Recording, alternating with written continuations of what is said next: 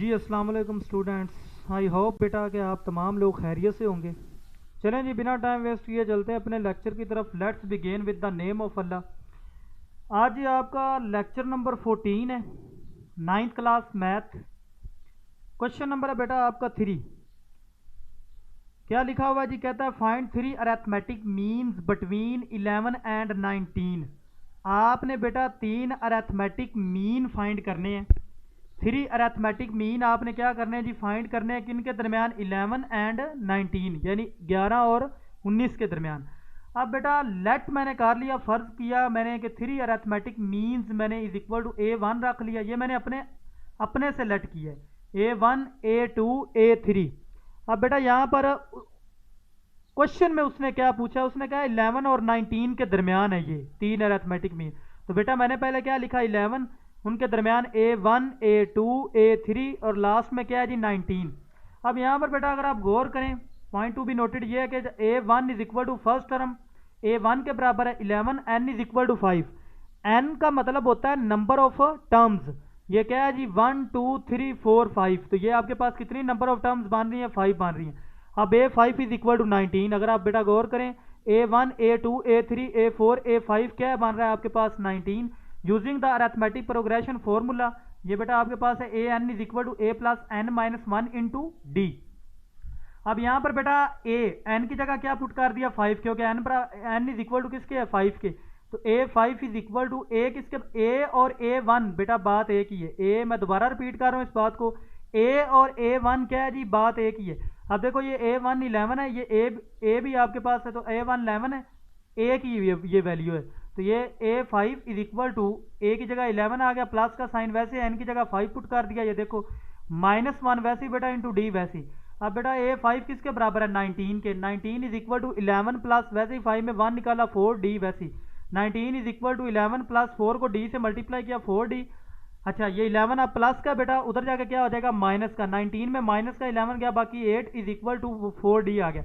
अब बेटा यहाँ पर 4 मल्टीप्लाई हो रहा है, उधर जाके क्या हो जाएगा? Divide. 4 1 4 4 2 8, d is equal to क्या आ गया जी? 2। लो जी यहाँ पर आपने d फाइंड कर लिया। अब नेक्स्ट आपने क्या किया जी? A1 मालूम करना है, जो आपने 3 लेट किए। A1 is equal to a plus d. A1 is equal to a किसके बराबर है जी? अगर आप गौर करें तो A1 11 के बराबर है, तो यहाँ पर A1 is equal to a plus d formula है। A1 is equal to a की जगह 11 पुट कर दिया, प्लस d आपके पास क्या है? 2। A1 इज इक्वल टू क्या आ गया? 13। 11 में 2 ऐड किया, 13 आ गया। अब उसके बाद A2 इज इक्वल टू जो आपने पिछली टर्म बेटा निकाली होती है, लास्ट टर्म, वही आपने आगे पुट करनी होती है। ये देखो A2 is equal to A1 plus d formula बन गया। A2 is equal to A1 आपने क्या निकाला है? 13।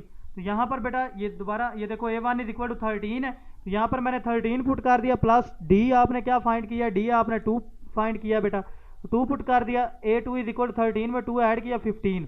तो यहाँ पर बेटा A3 is equal to A2 प्लस d है, ये जो पीछे आपने A2 फाइंड किया है। A3 is equal to A2 आपके पास बेटा क्या है? 15 प्लस d आपने क्या फाइंड किया? 2। तो यहाँ पर 2 पुट कर दिया, 15 में 2 ऐड किया, 17 आ गया। ये जी क्वेश्चन 3 था। अब आते हैं जी क्वेश्चन नंबर 4 की तरफ। ये अंडर रूट में था इसलिए मैंने ये सोल्व करवाया। अच्छा आपने अंडर रूट 2 और 6 अंडर रूट 2 के दरमियान कितने अरेथमेटिक मीन फाइंड करने हैं? 3 करने हैं बेटा।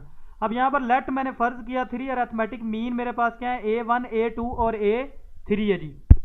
ओके हो गया बेटा। अब यहाँ पर इनके दरमियान समझ आ रही है? अंडर रूट 2 और 6 अंडर रूट 2 के दरमियान ये 3 अरेथमेटिक मीन है। तो under root 2 A1 A2 A3 और 6 अंडर रूट 2। अब यहाँ पर बेटा A1 बराबर अंडर रूट 2 के, जैसे कि मैंने पिछला क्वेश्चन करवाया था। n is equal to 5, number of terms A5 is equal to, ये देखो A5 है, A1 A2 A3 A4 A5। A5 बेटा आपके पास क्या है? 6 under root 2। Using the arithmetic progression formula, same उसी तरह सोल्व करना है जैसे पीछे। तो an is equal to a plus n minus 1 into d. n की जगह क्या पुट कर दिया? 5 इज इक्वल टू a किसके बराबर है? अंडर रूट 2 के। ये A1 या a बात एक ही, अंडर रूट 2 प्लस आपके पास n किसके बराबर है? 5 माइनस 1 वैसे इंटू डी आपके पास क्या है बेटा? d आपने फाइंड करना है। तो A5 आपके पास किसके बराबर है? अगर आप गौर करें A5 बराबर है 6 under root 2 is equal to under root 2 वैसे ही, प्लस 5 में 1 निकाला 4d वैसे ही 7। 6 under root 2 is equal to ये अंडर रूट 2 वैसे ही, प्लस 4 को d से मल्टीप्लाई किया 4d। अब यहाँ पर बेटा 6 अंडर रूट 2 वैसे ही, ये 2 प्लस अंडर रूट 2 प्लस का इधर आकर क्या हो गया? माइनस का, इज इक्वल टू 4d। अब यहाँ पर बेटा जिसके साथ कुछ नहीं उसके साथ क्या होता है? अकॉर्डिंग टू मैथ रूल उसके साथ 1 होता है। 6 में 1 माइनस किया, यहाँ पर कुछ नहीं, मैं दोबारा बता रहा हूँ, ये बात दोबारा रिपीट कर रहा हूँ बेटा, यहाँ पर कुछ नहीं तो यहाँ पर क्या है जी, यहाँ पर कुछ नहीं तो यहाँ पर 1 है।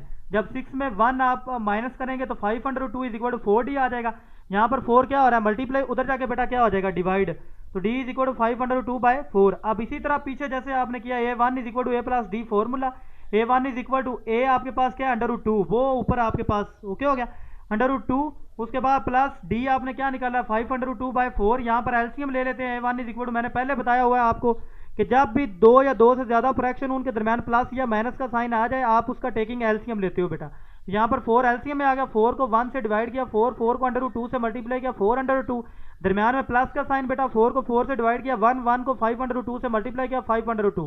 अब बेटा 4 में 5 ऐड कर दिया तो क्या आ गया 9, √2 कॉमन आ गया, √2/4। वैसे a1 निकला है, अब a2 निकालेंगे, a2 is equal to a1 plus d, जो लास्ट आपने a1 निकाला है। तो बेटा a2 इज इक्वल टू ये a1 जो आपने अभी निकाला है, क्या निकाला है 9/2/4। तो ये बेटा 9/2/4 प्लस d आपने अभी जो निकाला था 5/2/4, 5/2/4। अब बेटा a2 इज इक्वल टू 9/2, यहाँ पर आपने क्या लिया जी, एलसीएम लिया, 4 को 4 से डिवाइड किया, 1 को 9/2 से मल्टीप्लाई किया, 9/2 प्लस का साइन, वैसे ही बेटा 4 को 4 से डिवाइड किया, 1 को 5/2 से मल्टीप्लाई किया, 5/2 आ गया ओके होगा। a2 इज इक्वल टू 9 में 5 ऐड किया, 14 √2 में से एक कॉमन आ गया बाय 4, वैसे ही 2 2 4 2 7 14, a2 इज इक्वल टू क्या आ गया 7/2/2। a3 is equal to a2 plus d जो अभी आपने लास्ट फाइंड किया है। तो a3 is equal to a2 आपने क्या फाइंड किया 7/2/2 प्लस डी आपने क्या बेटा निकाला हुआ है 5/2/4। a3 इज इक्वल टू, यहाँ पर एलसीएम में मैंने पहले आपको एक बात बताई, जब भी दो टर्म्स एक ही टेबल पर जा रही हूँ तो बेटा उसमें से जो बड़ी वैल्यू होती है वो एलसीएम में आती है। तो 4 एलसीएम में आ गया, 4 को 2 से डिवाइड किया 2 को 7 से मल्टीप्लाई किया 14/2 आ गया, प्लस का साइन, वैसे ही 4 को 4 से डिवाइड किया 1 को 5/2 से मल्टीप्लाई किया 5/2 आ गया। अब बेटा 14 में 5 ऐड कर दिया 19/2, वैसे ही बाय 4, ये आपने a3 निकाल लिया। आई होप कि आपको ये लेक्चर बेटा समझ आया होगा। अगर बेटा किसी पॉइंट की भी समझ ना आए तो काइंडली आपसे रिक्वेस्ट है आप मुझे ईमेल करें, व्हाट्सएप पे मैसेज करें या फिर मेरे से पर्सनली रब्ता करें। ओके बेटा, दुआओं में याद रखें। अल्लाह हाफिज़।